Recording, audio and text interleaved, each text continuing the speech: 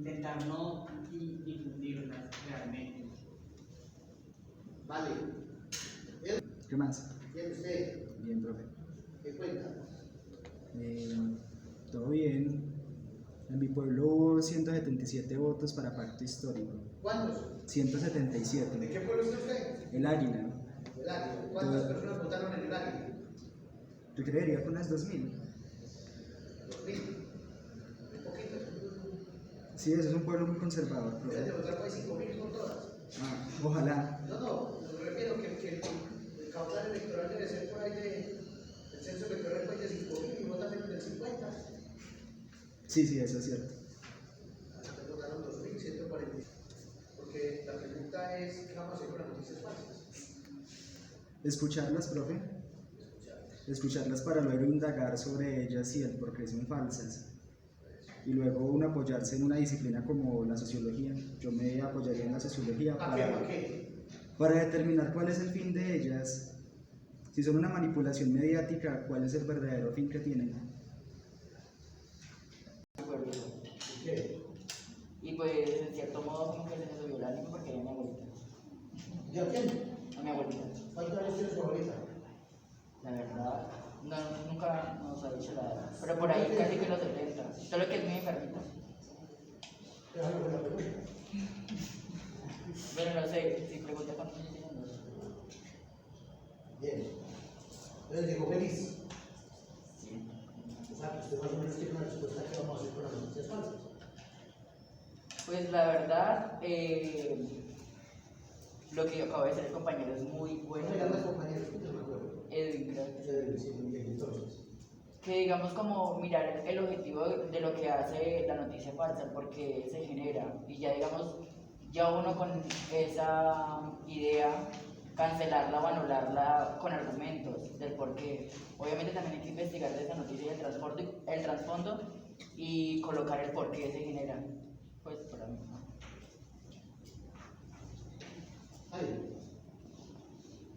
El fraude electoral es inminente de las próximas elecciones. Eso que usted dice, el augurio me hace acordar a mí.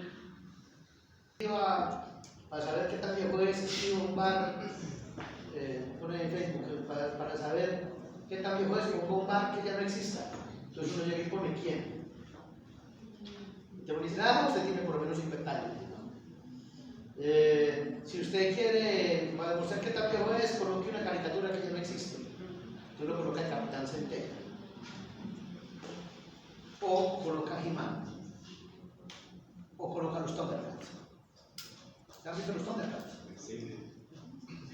Casi que uno para las noticias falsas necesita eso que usted ha nombrado. Necesita la espada de augurio, que tiene León Océano para poder ver más allá de lo evidente. Pero ahí está el problema. ¿Cuál? Es que no se tiene. Que no se qué. No se tiene, no se posee. Simplemente se va adquiriendo. Es lo que decía ahorita un compañero. Sí, estamos condenados.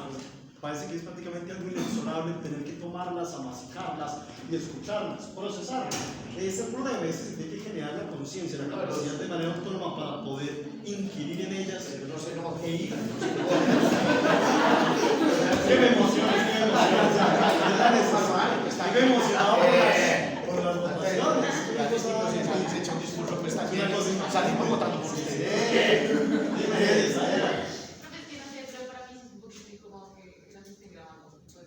No, ya les voy a explicar qué pasa. Es que yo debería interrumpir, entrar en emociones ahora. El problema es que tanto capital cultural tenemos para poder afrontar eso. Es que una de las grandes dificultades que hay es que la mayoría de la población no tiene capital cultural. Entonces, no tiene una cosa que se llama capacidad de discernimiento. La capacidad de discernimiento tiene que ver con cuál es nuestra capacidad para valorar el proceso que tú planteas. ¿A quién escucho? ¿Qué tipo de información escucho? ¿En dónde? ¿Dónde la vi? ¿Dónde la leí? ¿Quién es el que la da? Estamos. Porque lo que pasa es que comúnmente visitamos las redes sociales y en las redes sociales, pues en las redes sociales se nos despacha cualquier cantidad de información. En las redes sociales se dice que X es Z, que X es Y, que X dijo esto, que me dijo tal cosa, que PNP fue a tal, todo eso se dice. ¿Sí o no? ¿Sí o no? Y uno va y le dice al otro, mire, PNP fue a tal, X es tal cosa, Y es tal cosa. Pero no ha hecho un ejercicio de discernimiento. Llevamos 20 días en una guerra entre Ucrania y Rusia.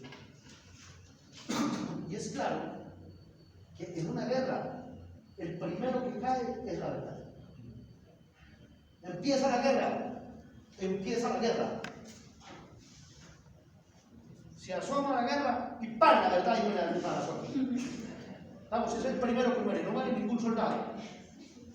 Primero que se asoma la verdad y tenga la mata el mismo.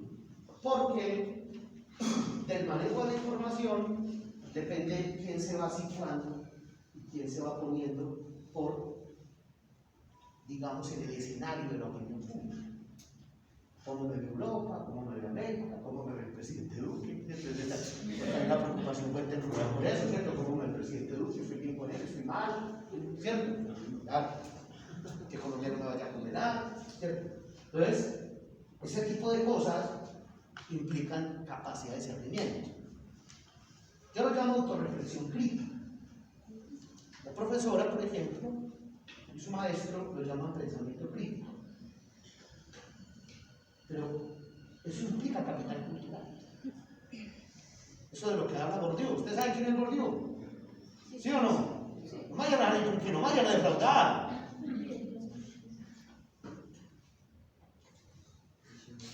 Eso. ¿De cuántos tipos de capital habla Bourdieu? ¿De cuántos? ¿Cómo que no? ¿De cuántos capitales habla Bourdieu? Habla de la capital de Tolima, habla de qué capital habla. ¿De cuál capital habla? Habla de capital social, de capital económico, de capital cultural. ¿Vamos? Muy bien. Pero necesitamos capital. Y dijo ahorita el compañero, y me ayuda la sociología para lograr discernimiento. Va a mirar de dónde viene, cómo es la cosa, cuáles son sus imaginarios. Pero no todos los habitantes son sociólogos. La pregunta es, ¿qué están haciendo los procesos de formación en dimensionar nuestra capacidad de discernimiento? ¿Estamos? O sea, ¿hasta dónde? ¿Yo no? Discúlpeme la palabra, conmemorando. Hermano, dije todo el día, conmemorar. Pero no sé por qué ahorita lo dije, quizá porque yo quería mirar su capacidad de discernimiento. Entonces, a la vez se estaba conmemorando, incluso la conmemoré muy temprano. Y había una actividad en la universidad y había un permiso académico. Y yo no podía entender cuál es la diferencia entre un permiso académico para una asamblea de estudiantes y un permiso académico para una actividad de la universidad que tiene propósitos evidentemente formativos. Porque no entiendo por qué se cuestiona el permiso académico para asistir a un evento como el que programó la universidad para hablar de la lucha femenina, para hablar de la conmemoración del Día de la Mujer, para resaltar el trabajo que han hecho las mujeres en perspectiva del conocimiento, pero las críticas también que hay en procesos de exclusión, de no visibilización, etc. Pero si hay asamblea de estudiantes, el permiso es garantizado y es legítimo. Yo no podía entender eso. Ambos son espacios formativos. Ambos. Ambos son espacios de construcción social. Ambos. Ambos son espacios de vigilancia. Porque a nadie llamaron a conmemorar el Día de la Mujer para que llevara flores. Es más, uno de los candidatos de la rectoría estuvo dando flores y lo único que le dijo fue que está todo el día. ¿Estamos? Para mí esas dos cosas no tienen diferencia. Pero entonces yo me imaginé que ustedes tenían un altísimo nivel de discernimiento. Me lo imaginé. Y deben de tener una capacidad de evaluación enorme en tanto pueden diferenciar entre esto y esto. Y no creo que sea así. La universidad es mucho más que el aula de clase. Si la universidad fuera únicamente el aula de clase, compañera Santana, si la universidad fuera únicamente el aula de clase, podríamos estar viendo esta clase. ¿Estamos? Pero lo más importante de venir a la presencialidad es el escenario de la afuera. La cafetería, la sentada en esa escala, chismorreo, las noticias falsas, la interacción, las conferencias que ofrece la institución, los cuenteros que se dan en los parques, los saltimbanquis, los títeres, todo eso. Es lo que hace la vida universitaria. Usted no es universitario porque tenga un carnet de verdad. Insisto, para eso se ven virtuales y ya. Nos evitamos vernos las caras. La conciencia histórica tiene que ver entonces con cómo yo logro a través de procesos de construcción social, yo logro establecer diferenciaciones. Porque la conciencia es de diferenciación. Quiere decirme, querido Nicolás, que acabamos de entrar ¿en dónde? No, señor, en la clase. O sea, ¿en qué clase? Lógica ya. Exactamente. Porque la conciencia es capacidad de diferenciación. ¿Y cómo se diferencia, Diana? Si no vamos a ver qué. Sí, pero si vamos a ver de determinar. ¿De acuerdo? ¿De acuerdo?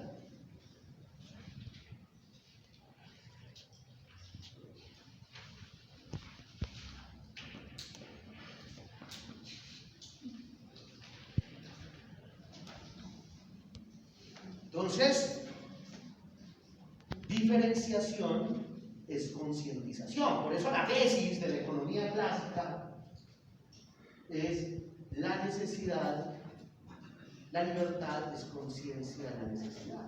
Es una tesis dialéctica. Es conciencia de la necesidad. Por supuesto, eso se ve en ese maravilloso pensador que es Hegel. La libertad es conciencia de la necesidad. ¿Qué significa eso? Significa que somos libres en la medida en que logramos conciencia de nuestro sistema de necesidad. ¿Y qué significa lograr conciencia de nuestro sistema de necesidades? Significa determinarlo. Determinarlo. ¿Está conmigo? ¿Sí o no? Muy bien. Por eso es importante los procesos de construcción social. ¿Cuándo entramos en procesos de construcción social? Cuando a través de la conciencia histórica somos capaces de establecer diferenciaciones entre lo instituido, lo constituido, lo que se construye, no de otra manera. Y eso implica conciencia del tiempo. Eso implica conciencia del tiempo y eso implica vernos con la historia. Y con la historia, vérselas con la historia, implica eso que estábamos viendo hace ¿cuándo? 15. ¿Va conmigo? Muy bien. Lo que vimos la semana antepasada es que cuando veíamos a Hegel hacia atrás y veíamos a Hegel puesto en este horizonte de la modernidad, pues no importaba Hegel por ser Hegel, no importaba eso, ¿no? Lo único que dijimos de Hegel era que estaba rodeado de, había unos movimientos, pasaban algunas cosas, ya que habíamos puesto a Kant, ¿se acuerdan? ¿Sí o no? ¿Muchas cosas de Kant o poquitas cosas de Kant? Muchas. Dos, recuerden dos. Solo dos, no me vayan a recordar tres.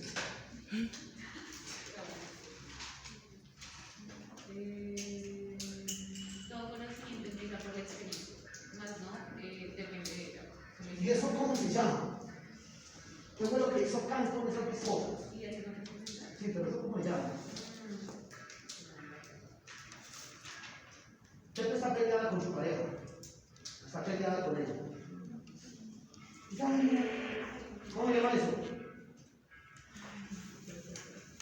Vamos al ejemplo, está peleado con ella. Ay, mira, que me perdona. Y eso se llama como ¿se qué? ¿Se qué? Se reconcilió. ¿Qué hizo Kant? Reconcilió. ¿Qué reconcilió? El conocimiento con qué? Razón y experiencia. ¿Cierto? Reconcilió razón. Reconcilió. Tiene la boca. Muy bien. Reconcilió razón y experiencia. ¿Que la ciencia moderna iba a qué? ¿Cómo iba la ciencia moderna? ¿Y qué hizo Kant? Paria. Verónica, ¿cómo iba la ciencia moderna? Corriendo. ¿Y qué le dijo Kant? Pare. Paria. ¿Y por qué le dijo Kant paria ahí, compañera Santana, a la ciencia moderna? Porque era necesario qué? Autoevaluarse. ¿Cómo? Autoevaluarse. Autoevaluarse. Pero autoevaluarse era preguntarse. Es decir, interróguese primero por su forma de conocer antes de ir a conocer al mundo. Y les expliqué por qué Kant entonces era, digamos, un epistemólogo. ¿De acuerdo? Porque hacía reflexión de segundo orden. No construye sobre el mundo, sino sobre lo que pensamos del mundo. ¿De acuerdo? Pero ahí quedamos ese día. Y estuvimos entonces ya, dijimos, ¿por qué era necesario hacer eso? ¿Por qué era necesario? Pues porque sucede que dijimos que la sociología, la filosofía, etcétera, son hijas de su tiempo. Es decir, tienen una característica que son históricas. Están enraizadas en el tiempo. ¿Qué significa enraizado en el tiempo? Enraizado en el tiempo es como ese viejito que uno encuentra en la casa de uno por allá, metido en una alcoba, lleno de telarañas, y uno dice, ¿se quedó en el tiempo? ¿Significará eso? ¿O qué quiere decir enraizado en el tiempo? Bueno, pues también, pero ¿qué significa? Que su base está en un momento determinado. Que su base está en un momento determinado. Es decir, que existen unos modelos, si se quieren teóricos, epistémicos si se quiere, que me permiten a este o a ella desarrollar unas prácticas. Pero sucede que estas prácticas no siempre son coherentes con este modelo. ¿Estamos? Pero sucede que este modelo es una forma de imaginarios, de construcciones, de ideas, de modelos, etcétera, que uno tiene sobre el mundo. Y están necesariamente conectados con qué? Con las prácticas. Cuando estas dos cosas se separan, viene la crisis. Pero la filosofía habla con su tiempo, la sociología habla con su tiempo. No hubiese sido, por ejemplo, un Manuel Castel, no hubiese sido posible una teoría como la de Manuel Castel sobre los más media, no se hubiera podido dar a principios del siglo XX. ¿Estamos? Y la relación entre medios y fines o la racionalidad beberiana, por ejemplo, hubiese sido muy distinta de haberla planteado Weber en este tiempo. Así como la modernidad líquida de Bauman tampoco se hubiera podido dar a principios del siglo XX o a finales del siglo XIX. ¿Me comprenden? Eso va enraizado al tiempo. Enraizado al tiempo significa aferrado a la historia. Y entonces, todo esto que llega a ser este autor aquí, pareciese que el hombre tiene una cosa fantástica. Es que no solo Kant le dice pare, sino que Hegel también le va a decir pare. Pero la crítica de Hegel, acá, Tiene ciertos pasos, debe seguirse sigue siempre el mismo alineamiento y da cierto resultado. ¿Qué dice eso? Es un sistema de métodos. Lo metodológico es un sistema de métodos. ¿Qué es? ¿Ayer es el? ¿Ayer? ¿No? ¿Cómo es? Fundamental en las normas que se deben seguir para llegar al conocimiento de los estados. ¿Qué es usted diga? La guía, un caos en la brújula. Es un diccionario de sinónimos de verdad. Es un diccionario de sinónimos andantes. Oye, ¿de qué va a decir eso, Ana? Cari, ¿qué va a decir?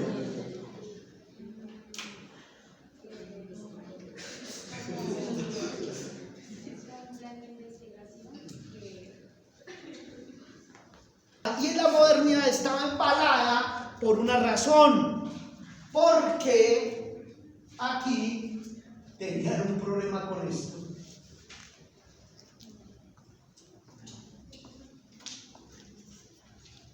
Ellos no sabían si las verdades eran falsas o si la verdad era la verdad real. ¿Estamos? ¿Qué le pasó?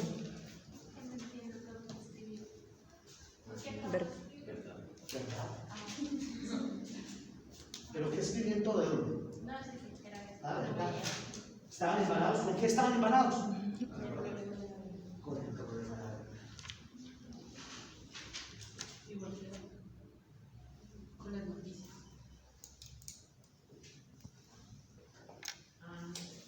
Siempre diciendo el problema.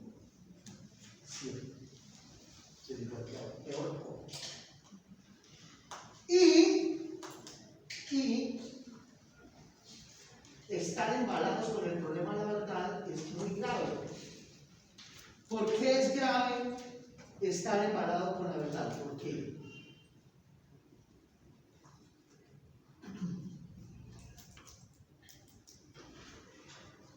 Eso tiene que ver con la vida cotidiana. ¿Por qué es grave estar embalado con la verdad? ¿Por qué? Porque la incertidumbre agobia. ¿Por qué? Porque la incertidumbre agobia. Porque la incertidumbre lo agobia. ¿Por qué, Manuela? Pues no tenemos como un sistema conceptual del mundo, pero entonces estamos como viendo algo, pues también hay otras personas que dicen como no, pues sería bien adquirir tomas de conocimiento. E igual, siento que nosotros estamos como en ese sistema conceptual nulo porque hay muchas cosas que nosotros no conocemos y que no se nos permite conocer. Entonces sí, es como eso siempre, yo siento que siempre vamos a estar sometidos a ese problema de la verdad. Siempre. Pero, ¿por qué está mal? No saber la verdad. Compañero Lucero.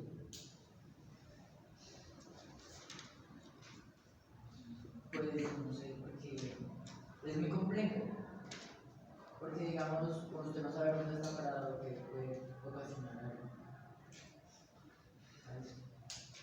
Que no hay nada más berraco que uno no sabe dónde está parado. ¿Estamos? Y lo más berraco todavía. Uno no sabe dónde está parado y que donde está parado se le pegó. ¿Estamos? Eso se llama conclusión. Incertidumbre. ¿Saben por qué? ¿Saben por qué los modernos, por qué los adultos, pero sobre todo por qué los modernos nos cuesta tanto los terrenos de la incertidumbre? Porque nos encanta el piso firme, porque nos encanta la verdad. ¿Estamos? Y por supuesto no la verdad la causa incerteza. Yo tengo que tener certeza de ello. Pero aquí estaban encantados con la verdad. ¿Por qué? Por eso es tan importante la matemática. Pero son las 3 y 4 momentos he dicho, simplemente pues, se puede quemar libros. Hay autorización para eso además. Por ejemplo, Tomás Moro, por defender una idea de verdad, quemó, y era un humanista. Esa es la gran ventaja de los humanistas. Quemó una cantidad de cristianos protestantes. Quemados, vivos, en pleno reinado de Enrique VIII. Eso el que se declarara protestante y pusiera en duda la verdad papal,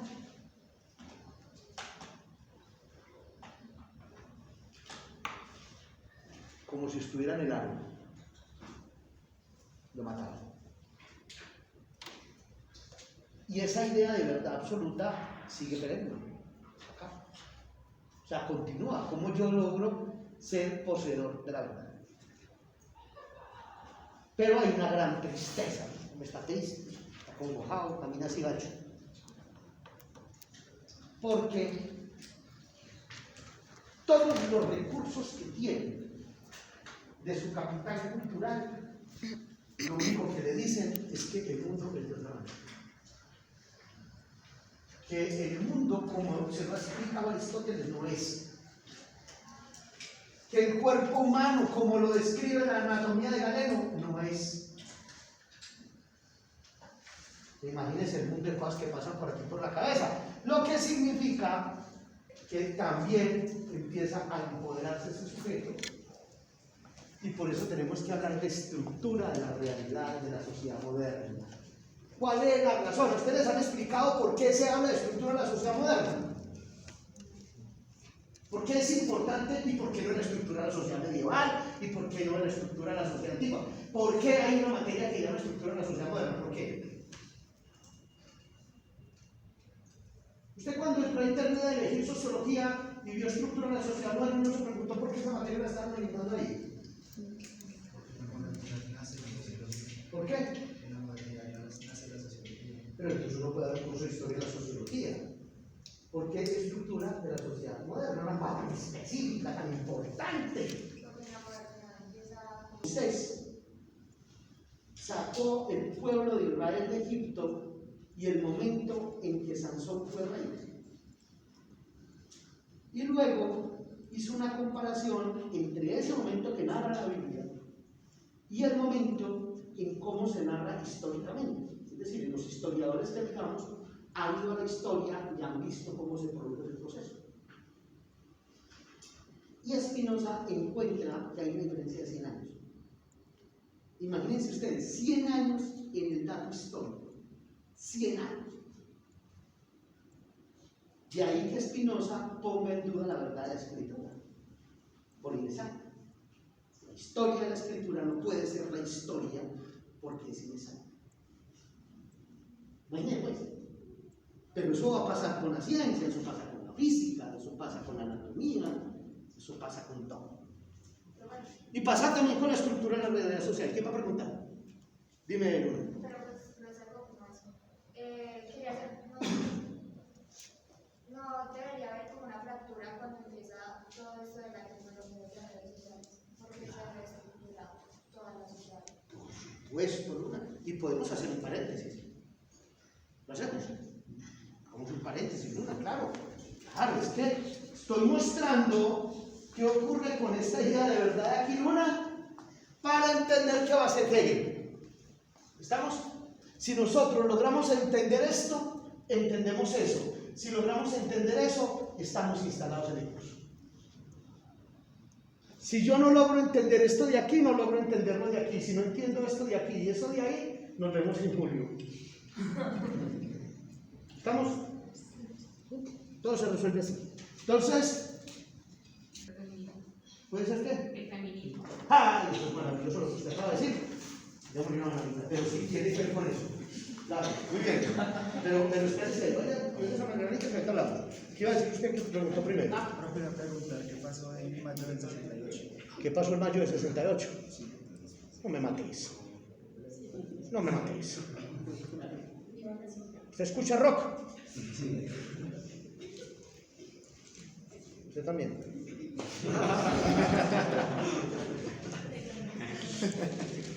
Mayo. Mire, este problema para uno saber qué pasó en mayo del 68 tiene que decir qué pasó en la década de los 50. Y en la década de los 50 aparecieron cosas muy importantes. Entre esas, la píldora anticonceptiva. La píldora anticonceptiva tiene la misma. Yo que estoy aquí, soy mejor, este momento histórico es mejor que el anterior, porque aquí se resuelve, ¿no? la idea kantiana de que el género humano va en constante ascenso hacia mejor, eso pues es un error, ¿cierto? Nos hemos demostrado que no, a veces vamos en constante ascenso hacia peor. Pero la idea del progreso me dice, esto es Hegel y todo esto que está aquí es problemático y Hegel lo resuelve. La historia vista eso. Correspondencia entre el pensamiento y realidad. ¿Estamos? Entonces, cuando usted hace un análisis más profundo, que no lo voy a hacer ahora, usted se da cuenta que hay ciertos elementos de la teoría tradicional, eso es teoría crítica, no estoy parado, ciertos elementos de la teoría tradicional que hacen que la teoría tradicional haya devenido en barbarie, haya devenido en violencia, haya devenido en exclusión. Y uno de los elementos es precisamente ese. ¿Qué ocurre? Y vamos caminando muy bien por el mundo cuando la relación entre nuestros modelos de pensamiento y las prácticas sociales funciona. ¿Qué ha demostrado? ¿Qué ha demostrado la crisis de la razón? ¿Qué ha demostrado la sociedad? La sociedad ha demostrado que hay otro tipo de prácticas que no son coherentes con los modelos. ¿Estamos? El modelo es un modelo biologista. El modelo es un modelo antropocéntrico. Es biologista, es antropocéntrico. ¿Estamos? Y está parado sobre la identidad, pensamiento y realidad. Otra cosa es que ya no haya pues de frente múltiples, pero estamos parados sobre la identidad, pensamiento y realidad. Pero la realidad me está mostrando que no es así. La realidad me está diciendo, mire, yo no puedo ser como usted piensa. Entonces, ¿qué pasa cuando esas dos cosas no se unen? ¿Qué pasa cuando hay ese hueco? Cuando usted se asoma y se va al abismo, se derrumba. Y entonces, en ese hueco empiezan a aparecer un mundo de cosas. Empiezan a aparecer cosas. Este para acá, empiezan a aparecer cosas. Este para acá, este para allá, empiezan a aparecer cosas. ¿Qué más aparece ahí? Pásalo para acá, pásalo para acá, pásalo más cosas. Antes de que caigas, ¿qué es esto? ¿Qué más necesitamos ahí? La muestra moral. ¿Qué más necesitamos? ¿Qué más hay ahí? ¿Para qué parece esto? ¿Para llenar qué? El hueco y garantizar la coherencia. ¿Qué es esto? Estos son los fenómenos de construcción social. Los fenómenos de construcción social no están ni en la perspectiva de la teoría, ni en la perspectiva de las prácticas. Modifican las prácticas. ¿Estamos? ¿Qué hay aquí? Ambiente. Teorías ambientales. ¿Dónde estaba esto? Teorías ambientales. ¿Qué hay aquí? La discusión sobre género. ¿Qué hay aquí? Política. Biopolítica. No política, biopolítica. ¿De quién es este? Este. ¿Qué hay aquí? Sí, su cuaderno. Profundo eso. ¿Qué hay aquí? Discursos. ¿Ya hablamos de género? Sí. Ya hablamos de LGBTI, más, todo esto. ¿Qué más?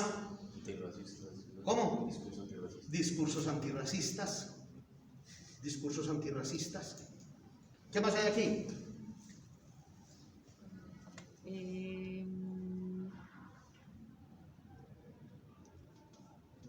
Interculturalidad. ¿Estamos? Toda la discusión entre multicultural e intercultural. ¿Quién es esto? Bien. ¿Y qué hay acá? Y ahí nuevas masculinidades. Y aquí hay Nuevas masculinidades. nuevas. Aquí está todo lo que tiene que ver con feminismo. Sí. ¿Estamos? ¡Ay, Dios! Entonces hemos llenado ese hueco. Hemos llenado ese hueco entre el modelo y las prácticas. ¿Cómo se llama entonces aquí al feminismo? Es que el gran peligro del feminismo es que se convierta en ideología. No puede ser un discurso dócil. Los discursos que son disruptivos, que son transgresores, corren el peligro de convertirse en discursos ideológicos Porque los discursos transgresores siempre buscan transformación, porque son discursos de construcción. Si fuera un discurso instituido sería dócil. ¿Estamos? ¿Están conmigo? Discurso a los jóvenes alemanes, a final, cuando Hegel escribe Alemania no es una nación, es un ejercicio revolucionario de bajo. Asegurarle a Guillermo Federico I que Alemania no es una nación. Imagínense ustedes esa cara. Imagínense ustedes. Y este movimiento tiene que resolver este problema. ¿Estamos? Y entender que el mundo no es tal como me parece a los ojos. Y eso lo ha demostrado Galileo cuando logra ver el mundo a través del telescopio. Es decir, necesito instrumentos para poder ver el mundo. ¿Va conmigo? Y acuérdense que les puse ya un ejemplo del cardenal Bellarmino. Se lo dije un día parado allá. ¿Se acuerdan? Cuando Bellarmino invitó a Galileo invitó a Bellarmino a que mirara al cielo y les hablé del Observatorio Astronómico de la Nacional y todo. ¿Se acuerdan? No me vayan a resetear la clase apenas salen de aquí. Y entonces,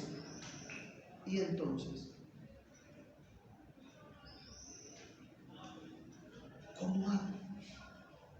¿Cómo hago?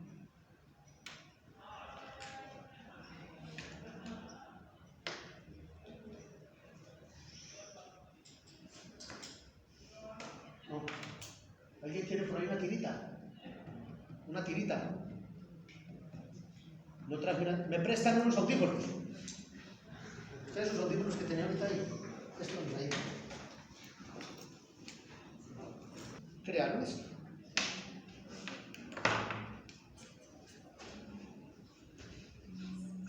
¿Qué es esto? ¿Qué es esto? ¿Ah? Un puente. ¿Qué es? Esto es un... ¿Qué es? Unos audífonos, diga, unos audífonos. ¿Qué es esto? Un puente. ¿Estamos? Entre el sujeto que piensa y el objeto conocido. ¿Estamos? Pero lo que ha demostrado la tradición es que sin esto yo no tengo la verdad del objeto. Yo no la tengo. Y necesito un puente entre esto y esto para obtener esa verdad. Y ese puente se llama ¿cómo? Un método. ¿Estamos? Y Descartes reflexiona sobre este método. Y Descartes dice, si sigo este método, obtengo certeza. Obtengo verdades claras y evidentes. ¿Estamos? ¿Y qué dice Galileo? Ese método es la matemática. Y todo el pensamiento moderno es reduccionista al problema del método. Incluso cuando ustedes estén en la discusión entre métodos cuantitativos y métodos cualitativos, se van a dar cuenta que el problema está en quién absolutiza el problema del método. Y cuando en ese curso que están viendo este semestre que se llama lógica dialéctica, vean la disputa del positivismo y la sociología alemana, que lo veremos por allá más adelante, ahí está la programación, lo que vamos a ver es la discusión entre Karl Popper, un postpositivista, y la teoría crítica sobre el problema del método. ¿Sí ven? Pero ¿qué hay entre el objeto conocido y entre el objeto que se conoce y el señor que conoce? ¿Y el sujeto qué hay? ¿Hay qué? Un método. ¿Quiere decir que este señor accede al objeto de una? No. El señor accede al objeto a través del ¿qué? Del método. Y Hegel le va a decir, eso es un error.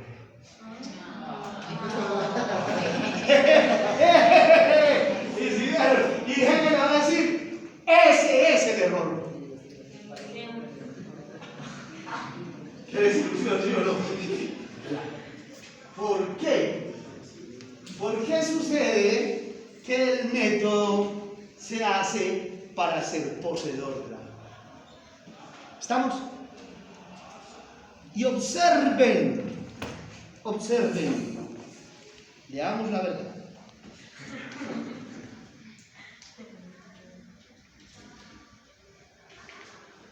La representación natural en filosofía, antes de ir a la cosa misma,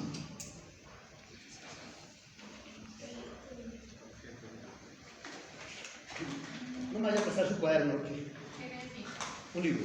¿Alguien tiene un libro? Que no le vaya a pasar a alguien que diga, yo tengo... Miren lo que está diciendo Hegel. Esta es la comunidad científica. ¿Estamos? Esta es la comunidad científica. ¿Van conmigo? Estos dos. ¿Estos quiénes son? La comunidad científica. Incluyamos a este aquí. ¿Listo?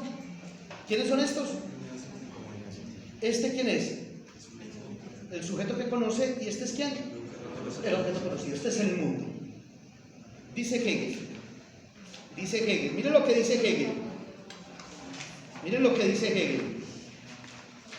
La representación natural. ¿Quién tiene la representación natural en filosofía? O sea, la representación que maneja esta comunidad, lo que es común a esta comunidad, se lo expliqué hace 8 días.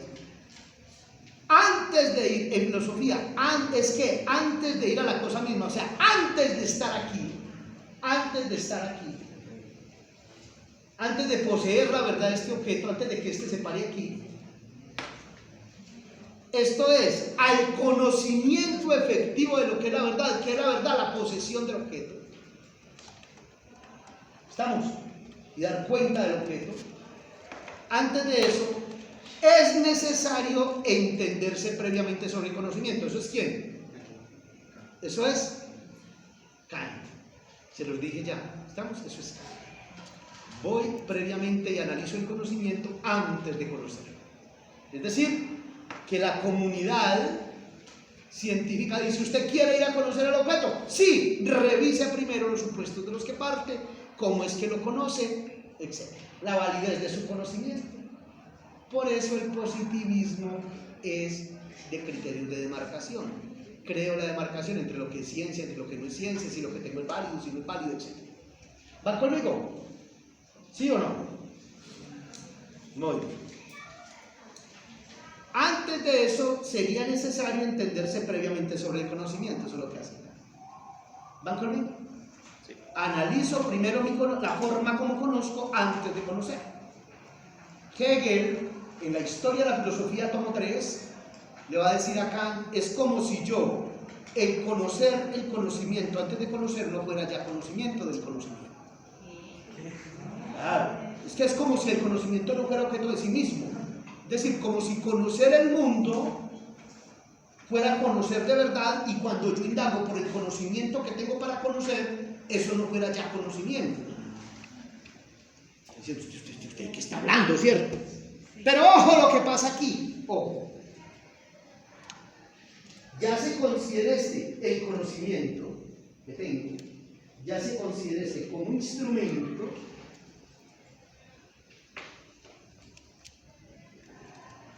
para apropiarse del absoluto, o ya como medio a través del cual se lo llega a divisar. Es decir, es necesario previamente indagar por el método, por el conocimiento como método. ¿Estamos? Solo lo que está diciendo Hegel ahí es, antes de conocer el objeto, yo indago ¿por qué? Por el conocimiento con base en el cual voy a llegar al objeto. Y ese conocimiento puede ser o un instrumento para llegar aquí, o este conocimiento puede ser un medio para llegar aquí. Eso es lo que hace la modernidad, eso es lo que hacemos en ciencia. Eso es lo que hace la modernidad y eso es lo que hacemos en ciencia.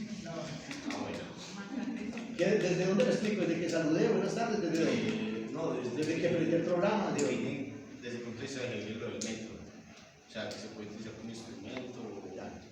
Hegel está diciendo, ustedes modernos, estos, Descartes, Locke, Galileo, Comte,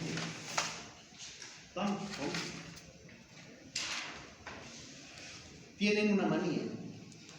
Ustedes piensan que antes de ir al objeto es necesario preguntarme por la forma como conozco. Construyo un concepto teórico para preguntarme cómo es que yo conozco el mundo antes de ir al mundo. Y me tengo que indagar por el conocimiento, o sea, por la forma como accedo al mundo, el método, ya sea porque ese conocimiento es un instrumento para acceder a él, o ya sea porque ese conocimiento es un medio para llegar a él. Eso es lo que hace tradicionalmente la mujer. Si usted es positivista, la primera indagación que le van a hacer es por el método. Defina el método. Eso es un hijo de madre problema que tenemos los que hacemos doctorado. Pues, pucha, defina la parte metodológica. ¿Sí o no? Y eso no embalado. Defina la parte metodológica. ¿Por qué? Porque en la parte metodológica está la estructura que a usted le garantiza dar cuenta del problema de investigación con certeza, sobre la base de una perspectiva teórica. ¿Estamos?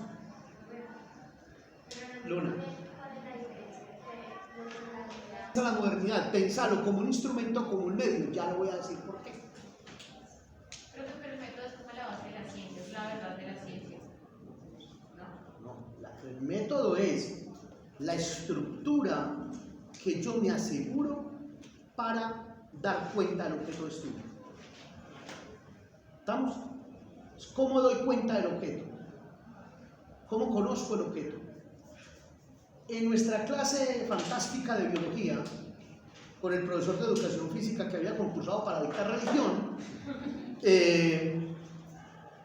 empezaba, ¿qué es la biología? Y luego decían que es el método. Siempre pasaba eso. Yo no sé si hoy pase lo mismo, pero a mí me pasaba así. ¿Qué es la ecología? Segundo título, rojo, método científico. ¿Qué es la física? Rojo, método científico. Rojo era para colocar título. Siempre había una relación entre el saber, el objeto y el método. Muy bien. Entonces, cuando usted está en sociología y le dicen, vaya, y decía el profesor Fernando Cantor Amador, vamos a la comuna San José, lo que Fernando le estaba diciendo era, métase allá en el objeto y no cree algo de aquí previo a.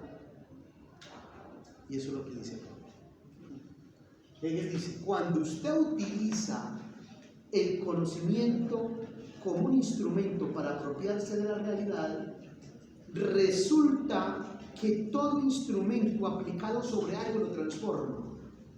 Por tanto, usted no va a tener el conocimiento de lo que es en verdad, sino el conocimiento de algo ya transformado por el instrumento.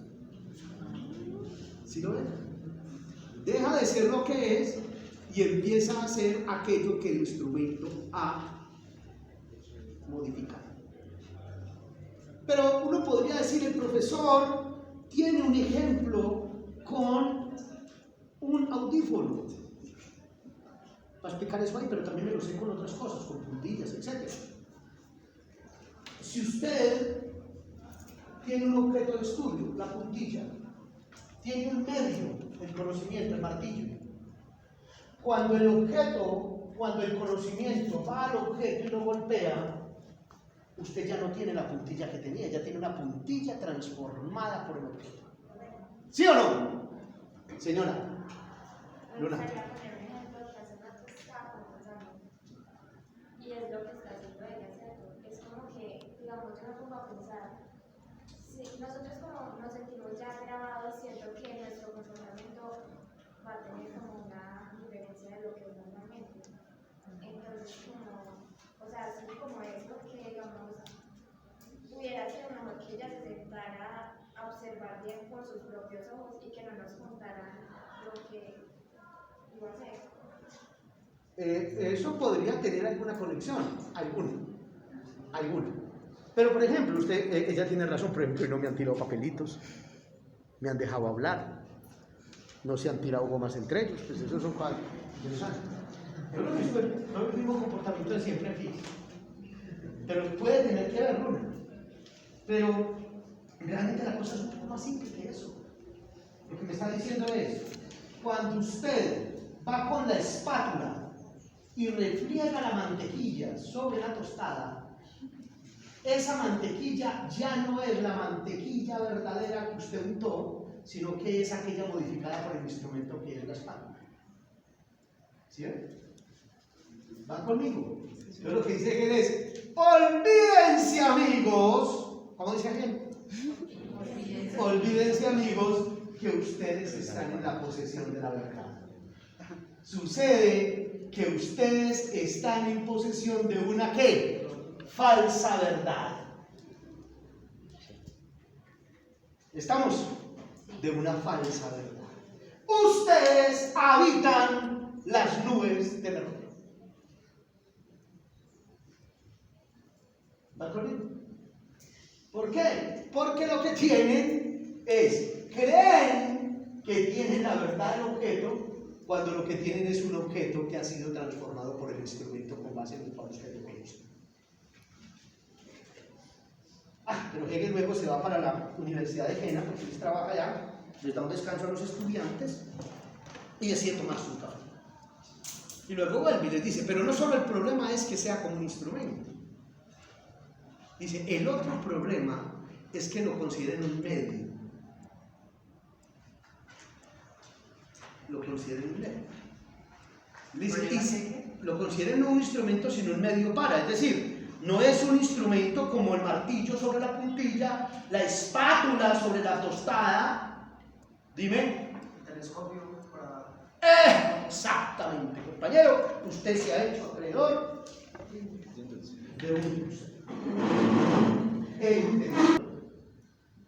Eso pasa con la matemática. La matemática es una forma de representación, ¿sí o no? Es un medio a través del cual yo me represento el mundo. Sobre todo el mundo galileo.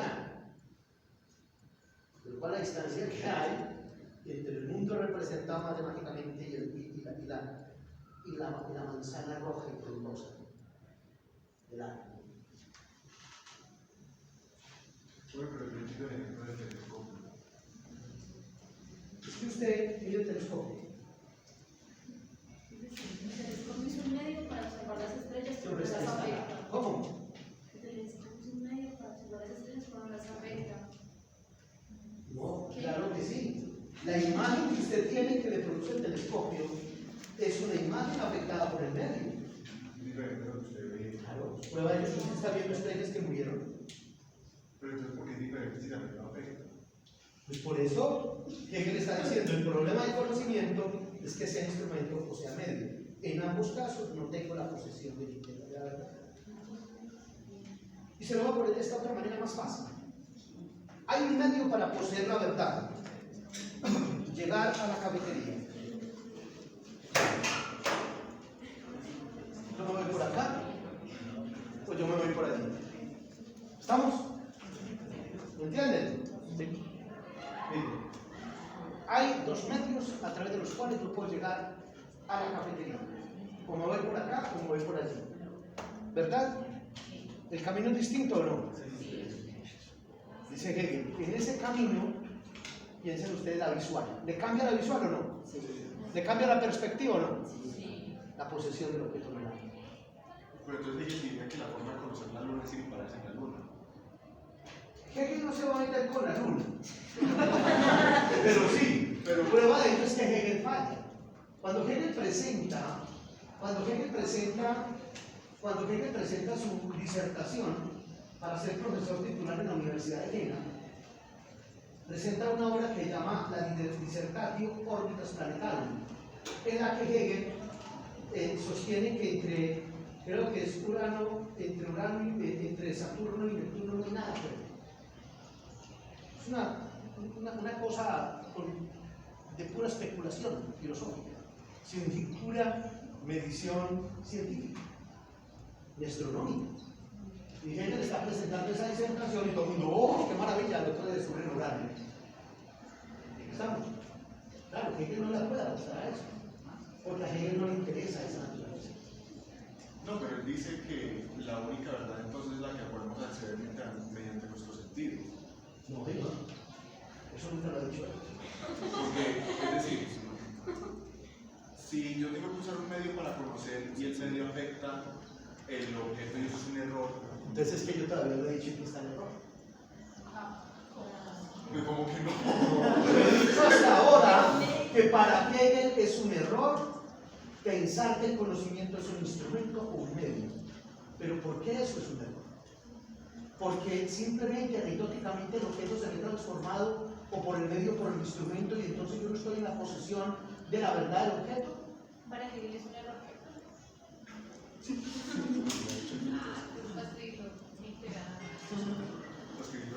Para Hegel es un error que el conocimiento, el método son instrumento, un medio a través del cual yo conozco el objeto, en tanto no voy a tener la posesión de la verdad del conocimiento, del estudio. Pero ¿por qué eso es un error? ¿Por qué eso me produce eso? Pues porque a Hegel le interesa la realidad social. Y Hegel ve que no hay relación esencial entre el método y el objeto. El método es prestado. El método es prestado. Eso está en el prólogo a la fenomenología para donde le va a decir, la filosofía se ha dedicado a prestar métodos. ¿Vamos? A prestar métodos. ¿Cuál es el objeto de la filosofía? La verdad. Y tiene que construir un método que sea esencial al objeto. El problema de la matemática es que no es esencial que se llegue al objeto de estudio. Y por eso no hay relación. ¿Qué significa relación esencial? Significa que el método es construido a priori por fuera del objeto de estudio. No está conectado con el objeto de estudio. O sea, no lo constituye. ¿Lo qué? No lo constituye. No lo constituye. Ejemplo. Hasta hace unos años, e incluso todavía yo creo que no falta el que lo hace, a uno en los convocatorios de conciencia le pedían, lo primero que le pedían era el método. ¿Estamos? Defina el método con base en el cual lo va a hacer, usted definió un método. Hoy le piden a uno, construya la metodología. ¿Sí? Y la metodología que construye la profesora, ¿cómo llama su metodología? Cualitativa. Es cualitativa. La metodología ya es cualitativa. ¿Qué más me puede decir de esa metodología? De corte comprensivo descriptivo. De corte comprensivo descriptivo. ¿Qué más me puede decir de la metodología? No sé más. Como que no. Lo estoy construyendo. La está construyendo. ¿Pero dónde está parada en esa metodología? ¿Qué enfoque tiene esa metodología? Sí, no, o sea, el enfoque es cualitativo fundamentalmente para Sí. comprender y describir un proceso alrededor de los usos del lenguaje. ¿Qué quiere decir? Que ella construye un método inherente al objeto que está estudiando. ¿Estamos? Por eso ella no puede después trasladar esa metodología a otra investigación, a no ser que sea similar y ella pueda adecuar. Que haya un objeto de estudio similar. Que haya un objeto de estudio similar. Se crea un método para X cosas. Claro. Entonces hoy le hemos quitado el endiosamiento al método. Y el método se construye en relación con el objeto. ¿Estamos?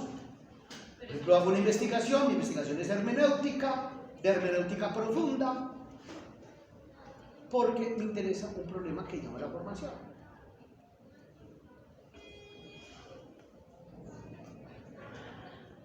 Por supuesto es comprensible. Documental, lo tengo que grabar. Ese sí tiene que grabar. ¿Sí?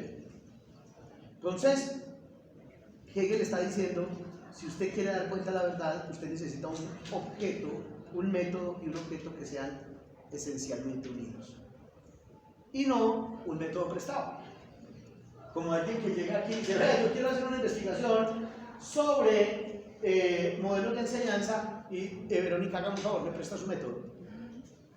Entonces alguien le va a decir, mire, ese método de ella, para ese modelo, para esa investigación de él, es un medio, un instrumento que no le va a dar lo que él necesita, porque cuando él llegue a la verdad del objeto va a estar modificado por ese método.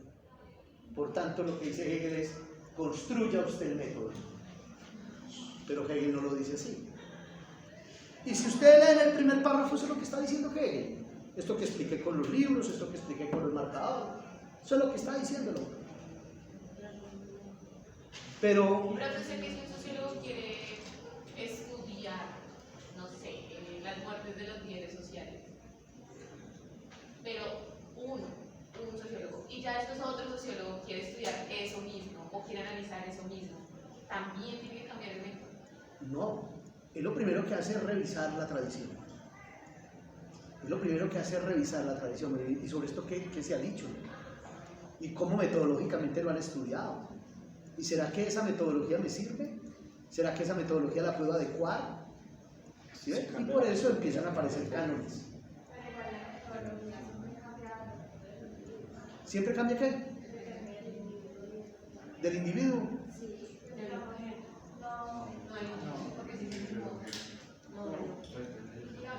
¿Qué hace la tradición académica? Construir un corpus. ¿Qué hace la tradición académica? Construir un corpus. Un corpus de información que yo reviso para poder desarrollar un problema. Por eso ustedes vienen a la universidad, porque la sociología no se hace con intuición. Esto no es de intuiciones. Esto no es de redes sociales, de ver redes sociales y intuir cosas. Uno no saca de tajo las verdades falsas con intuición. Miren todo lo que necesita Hegel para darle pie a una verdad falsa, como él la piensa. ¿Sí? Desde la perspectiva que la toma. El corpus teórico que uno viene a reconocer cuando están las clases, cuando están las lecturas, cuando están las diferentes teorías, cuando aprende metodologías. Y aprende sobre la base de esas metodologías, aprende a construir una receta. Una receta.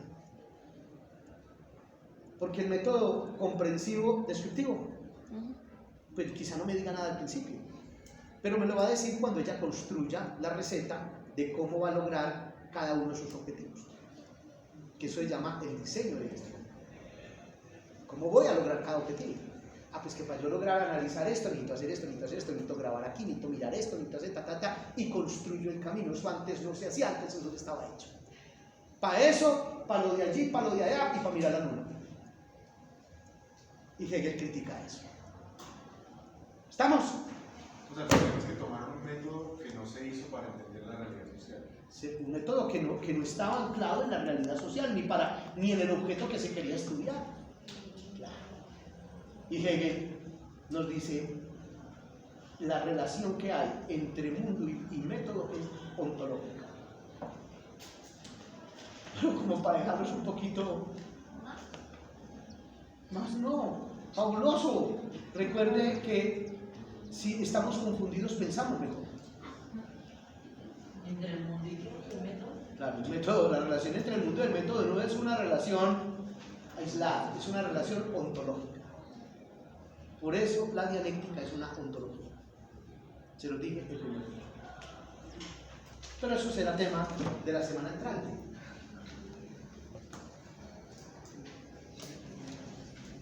Compañera Santana, valoremos la clase de hoy.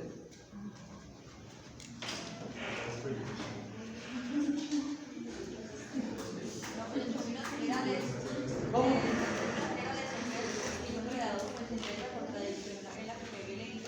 Sí. Porque el método, porque para él el método no es el medio, pero al fin de cuentas como que es el medio, pero que tiene que estar unido con lo que es el objeto. Entonces hay una relación. ¿Cómo se sintió hoy? ¿Bien?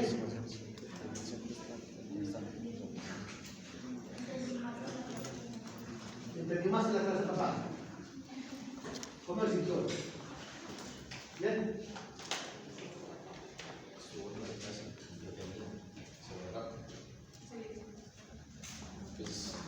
De siempre de otra manera que no recuerdo las cosas.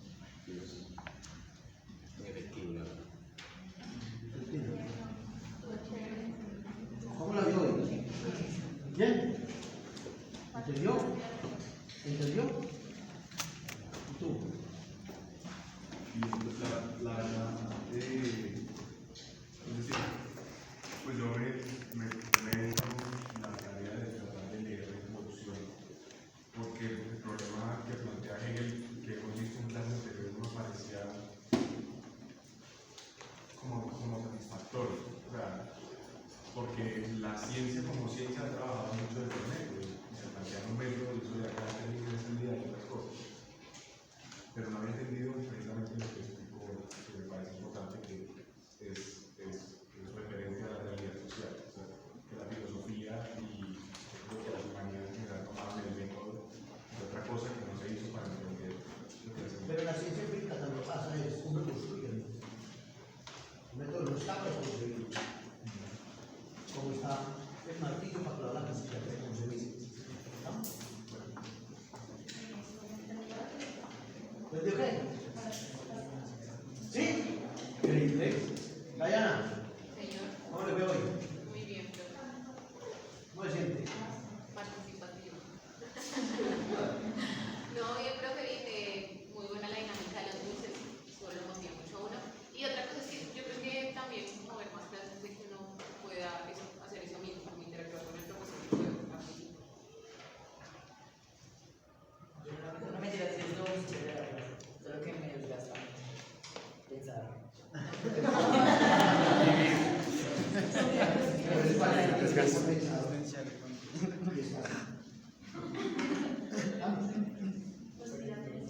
Dayana, ¿cómo le quedó hoy?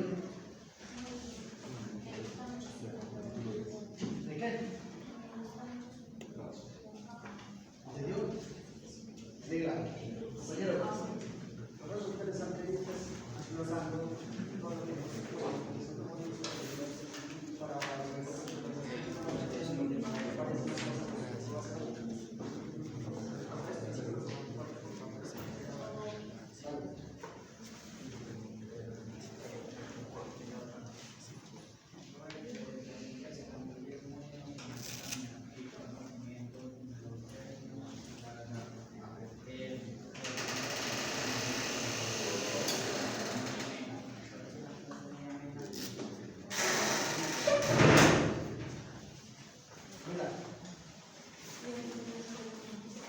¿Es que? Espera un minuto. Diga las cosas, mira. Luna, ¿no te veo hoy? Cuénteme. Volvemos. No, pues chévere. No sé, pues es que siempre sus planes son chéveres, como que lo ponemos a pensar y cosas así. Más como que no están teóricos, o sea, sí es teórico, pero pues ustedes no están como el espacio de poder participar, poder pensar y dar a la comunidad. Bien. ¿Cómo se sintió hoy? ¿Sí? ¿Y usted mismo? ¿Sí? ¿Vamos a hablar del tema de clase un rato? Bien. Muy bien. No. Bueno, ¿qué he dicho? ¿Sí? Díganlo, es cortico, díganlo. Tengo una postura similar de los compañeros, me parece que es una muy buena ¿Postura qué? postura similar, que es una muy buena traducción de lo que dice Hegel, no sé cómo lo explica. ¿Cómo le fue hoy? Bien, está muy efusivo. Está muy efusivo. Está bien lleno de energía. ¿Cómo le fue, Nico? Entonces me parece muy buena su pedagogía en cuanto a la forma que tiene de explicarle a cada compañero, porque encuentra una forma de hacer que en particular es algo que entiende. O sea, con cada uno, aunque es un ejemplo para todos, siento que cada quien le pregunta se enfoca más en la forma en la que se están viendo las cosas. Me gusta mucho la forma. Vale. ¿Usted sabe cómo le llaman a él? Borchi. ¿Cómo le ve al compañero? ¿Ah? ¿Cómo decir? Nada, pues súper bien, todo muy claro. Por favor, por favor. Todo muy claro y listo para avanzar. Bien, profe. Me quedó un poquito más claro esa de la discrepancia del tipo de género con Karen, porque se había estado construyendo bastante bien. Karen.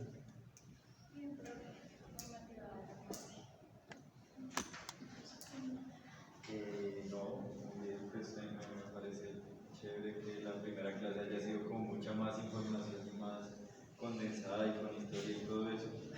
Y que esta pues ya, o sea, fuera como el mismo tema, pero desde un ángulo muy distinto, ¿sabes? Como pues ya entendiendo todos los procesos de pensamiento, eso ya como desde un ángulo muy teórico, pero como que sí, sigue insistiendo en la misma idea con la que salimos hace 8 días, pero ya no queda algo como tan, siento como tan borroso en la mente de tantos conceptos juntos, sino que acá ya está mucho más desmenuzado y lo entendí mucho mejor. Entonces, muy bien.